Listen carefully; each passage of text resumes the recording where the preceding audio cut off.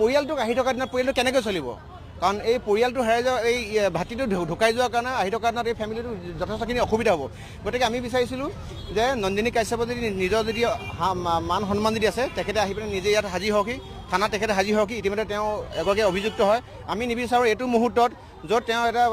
Family এজন আমাৰ ল'ৰা হেৰাই গৈছে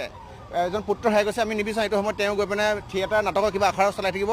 আৰু থিয়েটাৰ নাটকৰ আখৰা চলাই থকা সময় নহয় এইটো সময় হ'ল এই পৰিয়ালৰ লগত থিয় হৈ পিনে সমবেদনা জ্ঞাপন কৰি পৰিয়ালত থিয় হৈ তেওঁ এই দুখৰ মানে সমভাগী হোৱা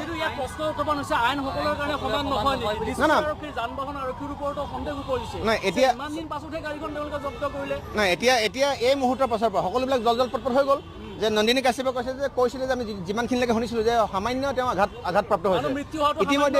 ইতিমধ্যে তেখেত মৃত্যু হৈছে এতিয়া নন্দিনী কাশ্যপৰ ওপৰত অসম পুলিচ প্ৰশাসন দিছপুৰ পুলিচ প্ৰশাসনে কি বিহিত ব্যৱস্থা ল'ব আইন সকলোৰ কাৰণে সমান বুলি কোৱা কথা এতিয়া আমি আহি থকা দিনত এতিয়া পৰীক্ষা কৰিম যে নন্দিনী কাশ্যপ বুলি কোৱা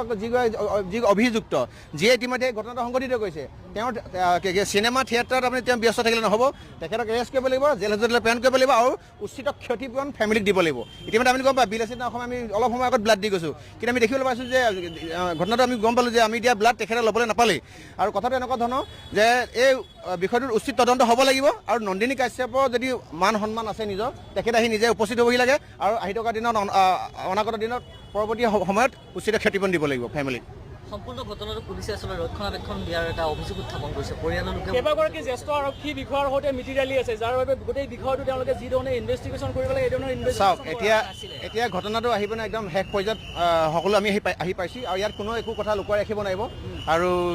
মানুহে যিটো মনত ভাৱনা হয় সেই কথাটো আপোনাৰ সত্য বুলি প্ৰমাণিত হয় আৰু আমি ভাবোঁ এই মুহূৰ্তৰ পৰা অসম পুলিচ প্ৰশাসনে কেতিয়াও কোনো কাৰণত 1 ছেকেণ্ডৰ কাৰণে আপোচ কৰিব নালাগে আৰু ক্ষেত্ৰত ঘটনাটো 100% এটা মানে তদন্ত চলিব লাগে ভিডিঅ'টো যদি মানুহলোকে চালে প্লিজ চেনেলটো ছাবস্ক্ৰাইব কৰিবলৈ নাপাহৰিব।